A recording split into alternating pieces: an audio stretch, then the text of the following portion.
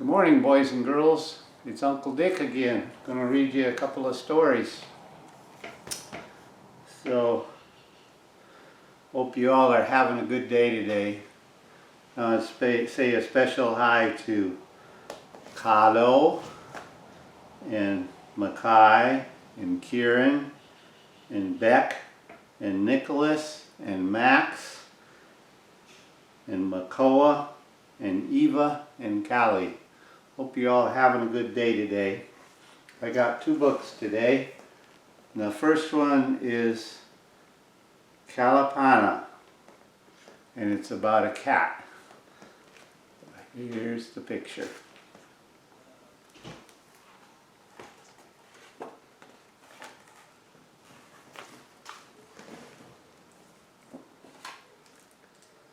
Hawaii is home to Pele, goddess of fire. Pele gives and she takes away. One night, without warning, Pele ignited Kilauea Volcano. Shimmering fountains of red-hot lava danced in the sky. Eruptions shook the island. Billowing steam clouds hissed as rivers of melted rock poured down the mountain and into the sea.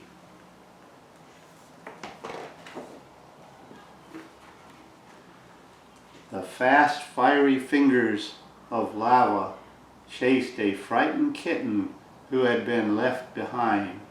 Although the kitten stayed ahead of the flows, he was badly burned. His feet were burned, his ears and nose were burned. It was impossible to tell the color of his fur.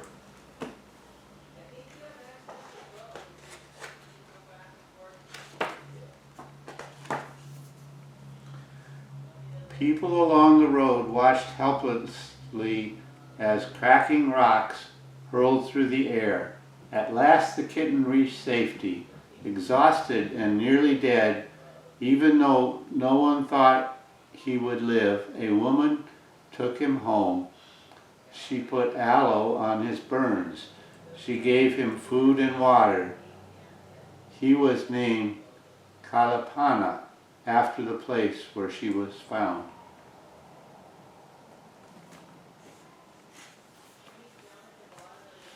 And there's a picture of Kalapana, all charcoal and burned.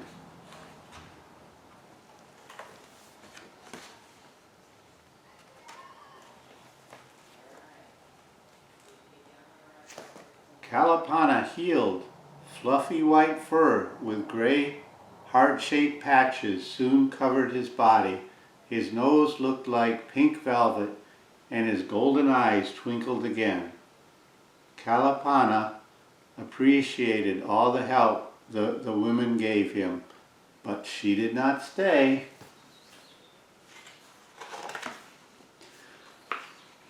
For days, Kalapana walked. If the sun got too hot, she rested in the shade of the kukui trees. When it rained, she found shelter under the ape leaves. At night, she slept curled up in the fragrant ginger patches. Kalapana did not know what he was searching for, but he would know when he found it.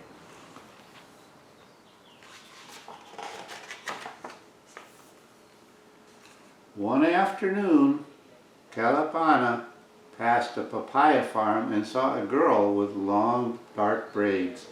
When she leaned over a basket of golden fruit, he rubbed against her legs. Surprised by the kitten, she asked, "Are you lost?" Then she picked him up.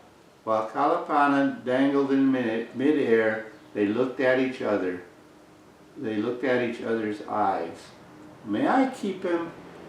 Pula begged her mother. Kalapana stayed. Ooh, nice.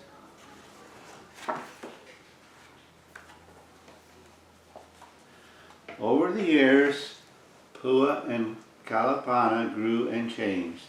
The family moved to Hilo, the largest town on the Big Island. Being a Hilo cat was wonderful. He took long naps on the covered lanai. After dinner, Kalapana walked along the walked around the neighborhoods saying aloha to his many friends. There's his friends.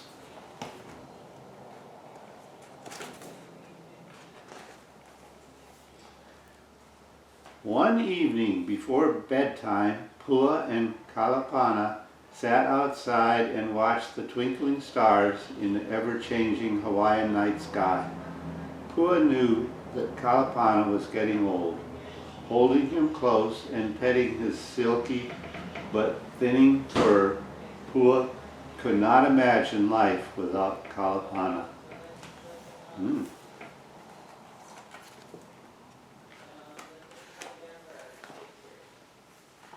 In May, just before the mangoes ripened, Pua was sad, sadder than she had ever been. Kalapana was sick. Then one morning he did not wake up. Pua lined Kalapana's grave with tea leaves and placed him in the ground. For days Pua's tears fell and mixed with Pele's tears, which rained from the sky. Together their tears watered the hibiscus bush that Pua had planted on Kalapana's grave.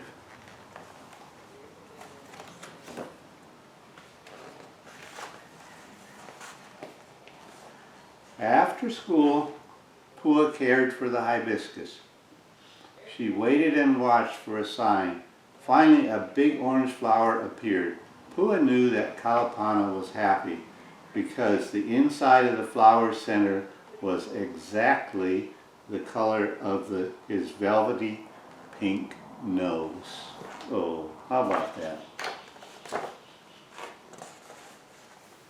In spring, Pua saw a green caterpillar nibbling the glossy leaves.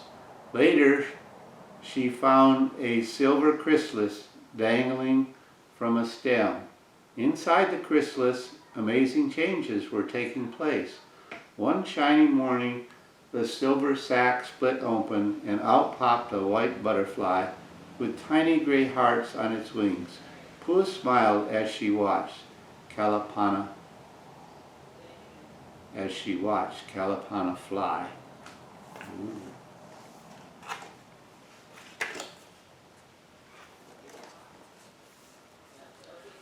One stormy winter day, Pua glanced out the rain-streaked window to say aloha to her Kalapana bush. But it was gone. She raced out the door and down the steps. The hibiscus bush was lying on the ground, torn apart by the wind. Pua gathered up the broken pieces and carried them inside.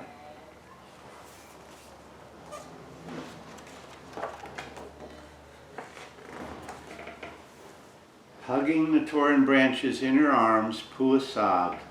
While her tears washed the crumpled leaves, she remembered Kalapana in his many forms, a kitten, a cat, a flower, and a butterfly.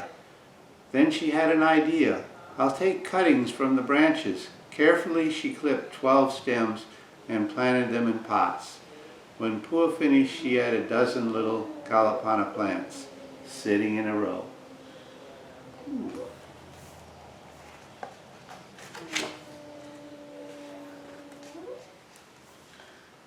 Pua loved her small hibiscus plants.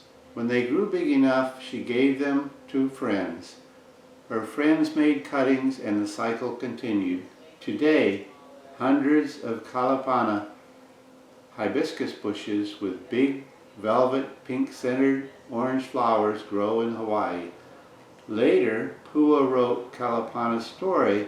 In this way, he lives in words.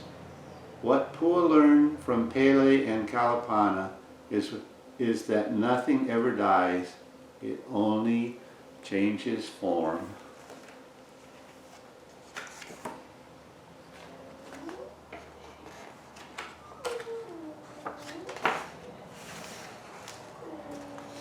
And here's a picture of the island of Hawaii, and that's the big island, and that's where they lived.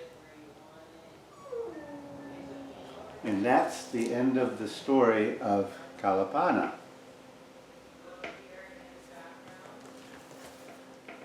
I got one more story for us. There's a Locket in My Pocket by Dr. Seuss. And a nook gauge in my bookcase. A nook case in my bookcase. There's a locket in my pocket by Dr. Seuss. Did you ever have the feeling there's a basket in your basket? Or a Nehru in your bureau? Nehru in your bureau? Or worse, a wasset in your closet? Sometimes I feel quite certain there's a jerkin in my curtain. Sometimes I hate the feeling there's a clock in my clock. And that Zelf up on that shelf, I have talked to him myself. That's the kind of house I live in. There's a mink in my sink, and a zamp in the lamp, and they're rather nice, I think.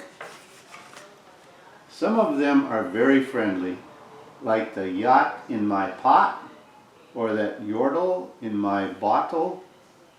Yottle in my bottle. Some are friendly, some are not.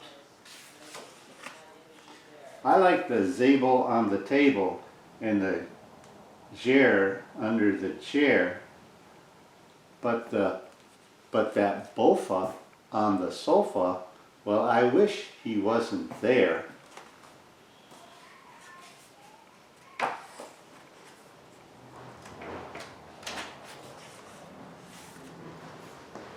All those nuppards in the cupboards, they're good fun to have about. But that noth grush, the nooth grush on my toothbrush, him I could do without. The only one I'm really scared of is that zug under the rug.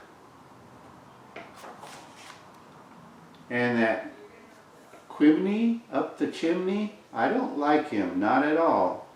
And it makes me sort of nervous when the Zal scoots down the hall.